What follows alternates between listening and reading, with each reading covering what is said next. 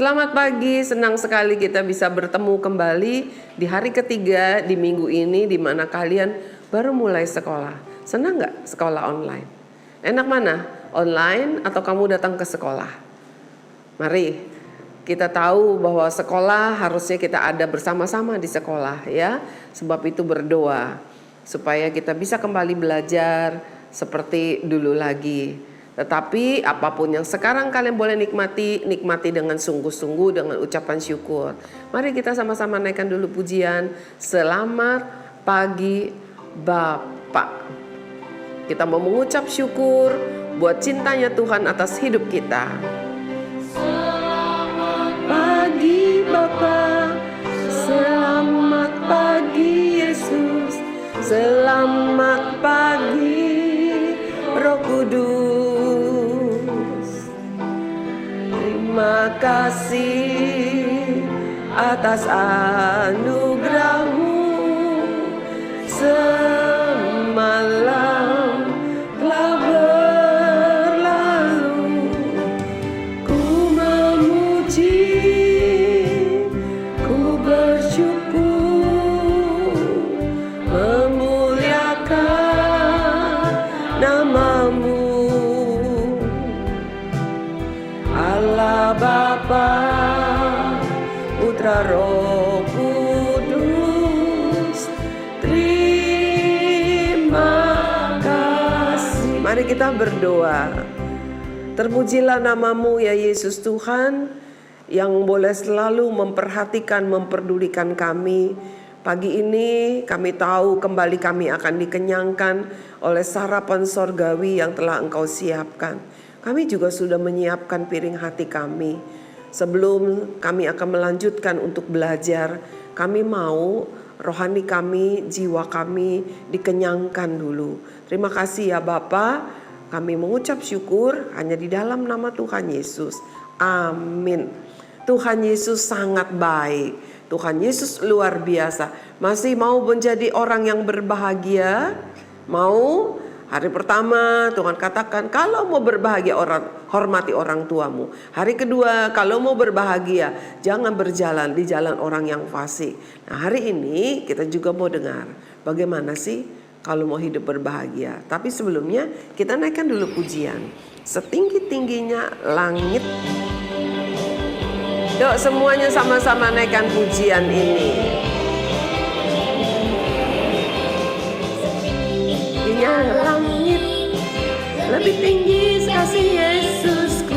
Yo yang ada di sini sama-sama semua di dalam ruangan ini kita sama-sama nyanyikan pujian ini.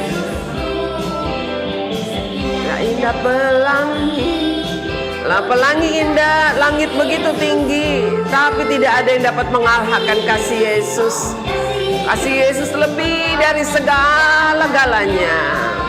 Kasih Yesus tidak dapat terukur, tidak pernah habis, dan tidak pernah menjadi layu. Itulah kasih Tuhan. Kita mau baca firman Tuhan di dalam Mazmur pasal yang ke-32 ayat yang kedua. Ya, Mazmur 32 ayat yang kedua. Begini bunyinya. Berbahagialah manusia, kembali lagi ya ada kata berbahagia. Berbahagialah manusia yang kesalahannya tidak diperhitungkan. Jadi orang yang berbahagia antara lain dikatakan kalau punya salah nggak dianggap, kesalahannya tidak dihitung. Ya artinya apa? Dihapus kesalahannya. Yang tidak diperhitungkan oleh siapa? Oleh Tuhan. Karena yang bisa menghapus dosa kita hanya Tuhan. Bukan uangmu, bukan hartamu, bukan manusia, bukan nabi, bukan siapa-siapa. Kemudian, dan yang tidak berjiwa penipu. Wah, ada dua nih. Satu yang kesalahannya dihapus oleh Tuhan, yang tidak dihitung oleh Tuhan. Yang kedua adalah tidak berjiwa penipu. Ya, kita mau lihat ada satu perumpamaan yang Yesus pernah ajarkan kepada murid-muridnya dan hari ini kita juga mau belajar. Itu diambil dari Matius pasal ke-18 ayat 21 sampai 35. Jadi Ada satu perumpamaan bagaimana ada seorang raja, dia sedang menghitung-hitung siapa-siapa yang berhutang. Lalu ada seorang hambanya yang berhutang, kira-kira itu hutangnya ada 10.000 talenta. Ya, 10.000 talenta. Jadi talenta itu bentuknya seperti uang koin zaman dulu ya. Tapi itu jumlahnya 10.000 talenta. Lalu dia bilang, wah kamu nih gak bisa bayar ya. Kalau begitu anak kamu, istri kamu, semua kamu harus saya ambil menjadi apa? Menjadi budak di kerajaan saya. Tetapi orang ini lalu minta ampun, minta permohonan, minta dikasihani. Dia katakan, Tuhan tolong jangan seperti itu, kasihani saya. Biarlah hutang saya ini bisa dibebaskan begitu ya. Lalu apa yang terjadi? Si raja ini menjadi kasihan melihat hambanya ini memohon-mohon dengan begitu nangis, takut, sedih begitu ya. Akhirnya dikata, baiklah saya anggap hutang kamu lunas semua. Wow, hamba ini senang luar biasa. Dia senang luar biasa. Yang tadinya dia punya hutang yang begitu banyak, 10.000 talenta, tiba-tiba dianggap tidak punya hutang. Saking sukacitanya, dia pulang ke rumah. Dia ingin sampaikan kepada istri dan anak-anaknya, dia ingin sampaikan kepada keluarganya. Tetapi ketika dia berjalan pulang, di perjalanan dia bertemu dengan seorang kawannya. Nah, kebetulan kawannya ini juga punya hutang sama dia. Ya, hutangnya berapa? Hutangnya 100 dinar. Ya, kalau dinar itu lebih kecil uangnya. Jadi dia pikir, aduh saya lagi senang-senang gini ketemu temen yang punya hutang. Saya mau tagih hutang saya. Mana kamu udah lama loh, hutang kamu 100 dinar kamu belum bayar-bayar.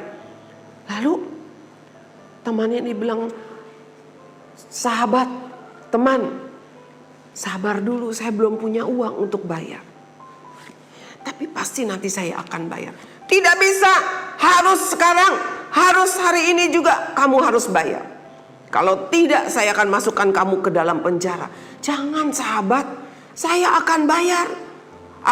Bohong, pasti kamu tidak akan bayar. Lalu orang ini menyeret temannya itu, diserahkan ke dalam penjara ya, supaya dikasih hukuman. Kenapa? Karena tidak bisa bayar hutang. Lalu apa yang terjadi? Banyak orang yang mendengar peristiwa itu, dan orang-orang lain melaporkan itu kepada raja.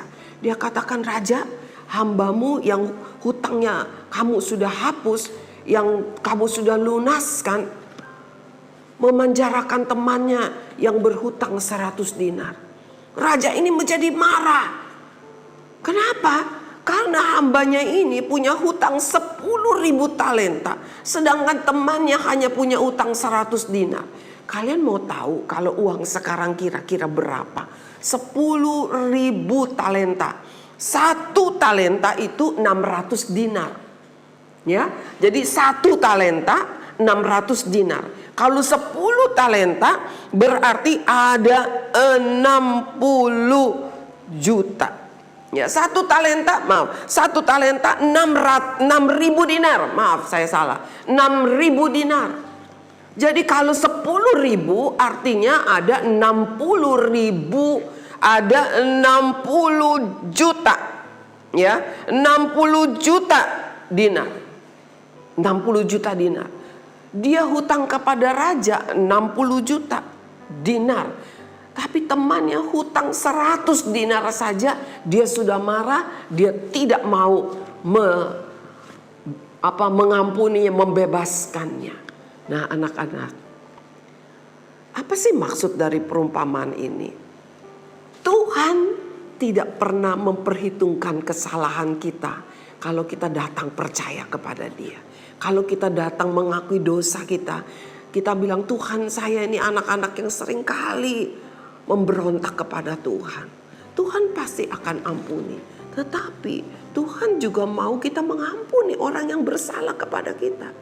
Dengan demikian baru kita bisa berbahagia. Kalau di hati kita menyimpan kesalahan orang lain, kita tidak dapat hidup bahagia. Hati kita pasti akan penuh dengan kepedihan.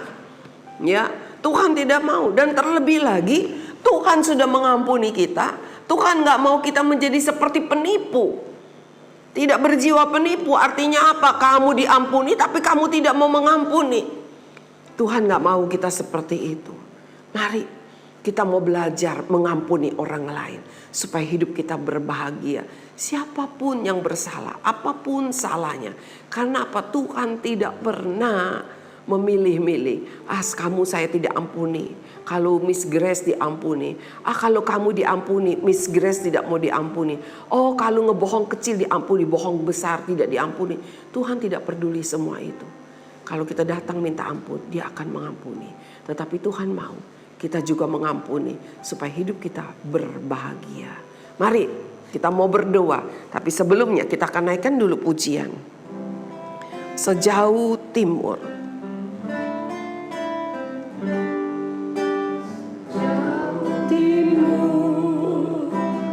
Dari barat membuang dosaku. Dari timur sampai ke barat, jauh sekali. Ya, Tuhan buang dosa kita. Artinya apa sih? Tuhan gak ingat-ingat lagi dosa pelanggaran kita, dosa kebodohan kita, dosa pemberontakan kita. Dia gak ingat-ingat lagi. Tuhan mengampuni kita. Tetapi saat ini Tuhan katakan, sudahkah engkau mengampuni orang lain? Sudahkah engkau mengampuni sahabatmu, kakakmu, adikmu, atau anggota keluargamu, siapapun? Tuhan gak pernah mau hitung kesalahan kita berapa besar. Dia mau mengampuni. Mari kita tundukkan kepala, katakan, Tuhan,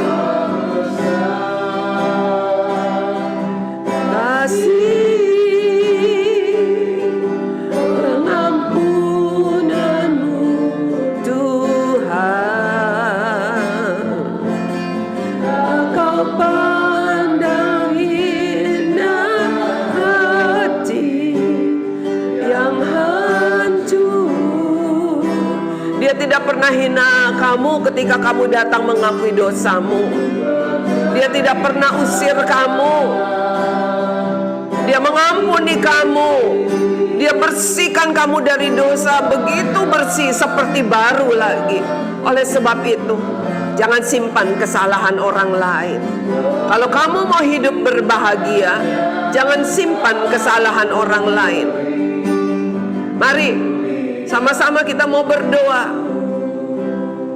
Ikuti saya berdoa, tapi nanti kamu akan sebutkan kepada siapa kamu menaruh kebencian, kepada siapa orang yang pernah bersalah kepada kamu dan kamu belum bisa mengampuninya sampai saat ini.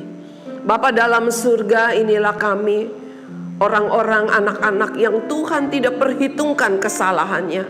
Tuhan telah membuat hidup kami menjadi baru. Dosa-dosa kami Tuhan sudah hapus dengan kuasa darah-Mu. Tetapi Tuhan selidik hati kami. Kalau kami masih ada jengkel, kami ada benci, ada sakit hati kepada seseorang, sebut namanya di dalam doamu. Bapa dalam surga, di hadapan-Mu saat ini, aku mau berkata, aku mengampuni dia. Aku mengampuni ayahku.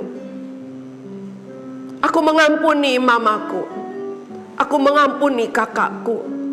Aku mau mengampuni adikku. Aku mau mengampuni temanku. Aku mau mengampuni setiap orang yang menyakiti hatiku, yang membuat aku malu, yang membuat aku susah. Mari masing-masing sebut namanya di dalam hatimu. Bapa, berkati mereka yang telah membuat kami rugi, yang telah membuat kami sedih, yang telah membuat kami sakit hati, yang telah mempermalukan kami. Ampuni mereka Tuhan, berkati mereka. Seperti Tuhan mengampuni saya, seperti Tuhan memberkati saya. Terima kasih ya Tuhan, mulai hari ini Saya mau ambil kebahagiaan yang Tuhan berikan kepada saya. Karena di hati saya, di hidup saya, tidak ada lagi menyimpan kesalahan orang lain. Di dalam nama Tuhan Yesus, kami berdoa dan mengucap syukur. Amin. Anak-anak yang Tuhan sayang, menyimpan kebencian, menyimpan sakit hati, itu sama menyimpan sampah yang sudah begitu busuk. Bahkan bisa mengakibatkan penyakit. Mari, sudah tidak ada lagi sampah di dalam hidupmu, jangan simpan sampah lagi. Sampai ketemu besok pagi, Tuhan Yesus memberkati.